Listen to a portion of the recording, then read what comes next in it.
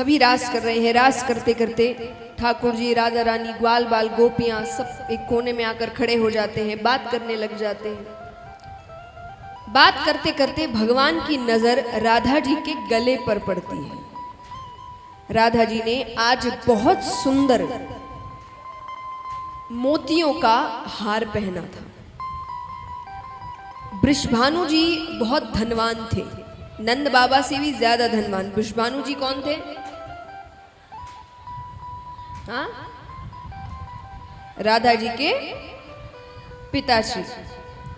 तो वो बहुत धनवान थे, नंद बाबा से भी ज्यादा धनवान। तो राधा जी नित्य नए नए हार पहन के आती थी, कभी सोने का, कभी हीरे का, कभी मोतियों का। तो आज उन्होंने मोतियों का हार पहना, बहुत सुंदर। तो भगवान को वो दूर से दिखने में बहुत सुंदर लग रहा था। तो उसको ठीक से देखने के लिए भगवान ने हाथ आगे किया। राधा जी समझ गई कि ये हार की तरफ देख रहे हैं। राधा जी ने सोचा थोड़ा मजाक करते हैं। तो जैसे ही भगवान ने हाथ आगे किया, राधा जी पीछे हट गई। भगवान ने पीछे हटने का कारण पूछा।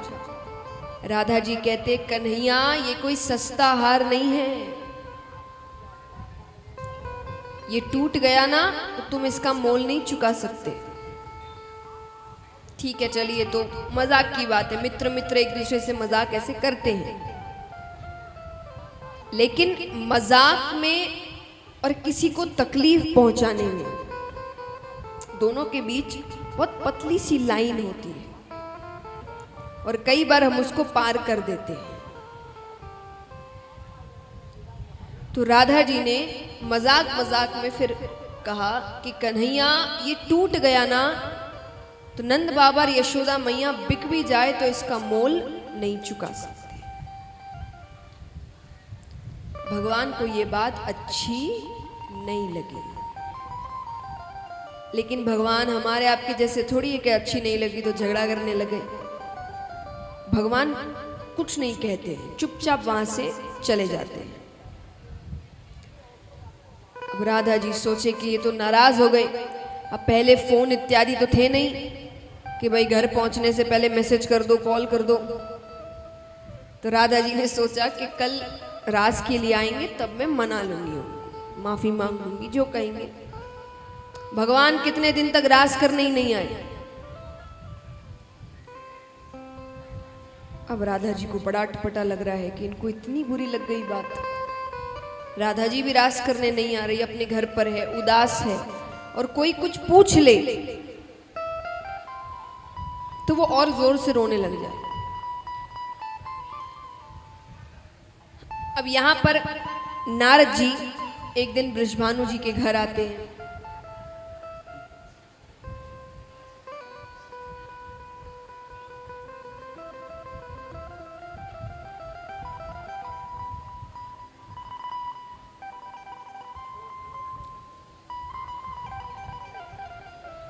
यहाँ पर नारद जी एक दिन वृषभानु जी के घर आते हैं, हालचाल पूछते हैं। राधा जी नहीं दिखती है तो पूछते हैं कि राधा जी कहाँ हैं। वृषभानु जी ने कहा वो कमरे में है, बहुत उदास है, किसी से बात नहीं करती, कुछ बोलती नहीं है, दिन भर बिना बात के उदास रहती है, और कुछ पूछ लो तो रोने लग जाती है।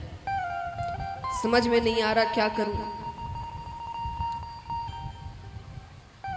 नारद जी ने कहा, वृषभानु जी जब कन्या बिना बात के उदास रहने लग जाए, बिना बात के रोने लग जाए, तो समझ लेना विवाह योग्य हो गई है।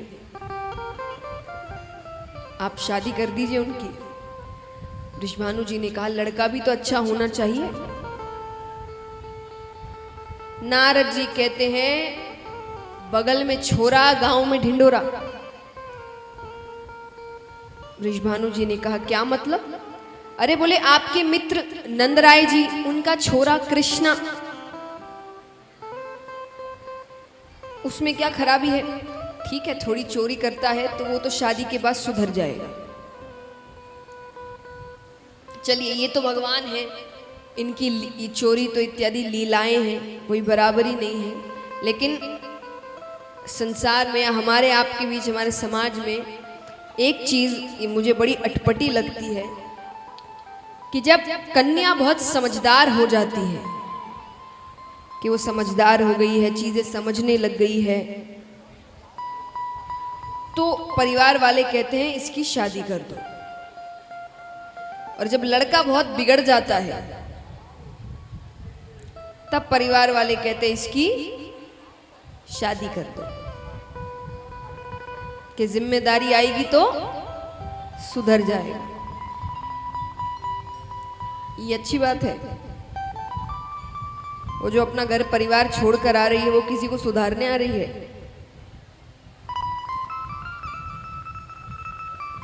उसके खुद के कोई सपने नहीं है। तो ये सोच बड़ी अटपटी लगती है।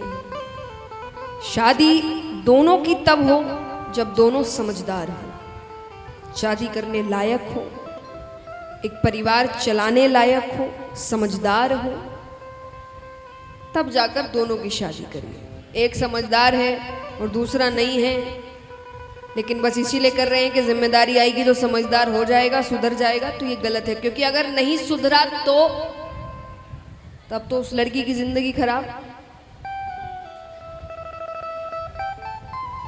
तो खास करके ये हर माता पिता से मेरी प्रार्थना है, क्योंकि शादी का मतलब सिर्फ ये नहीं दुनिया को दिखाने के लिए एक उम्र हो गई तब तो शादी करनी ही है, किसी से भी करना ही नहीं। शादी मतलब क्या होता है कि आप अपने बच्चों को ऐसे इंसानों के साथ मिला रहे हैं जो आपको लगता है कि अब हमारे जाने के बाद ये परिवार कहलाएगा।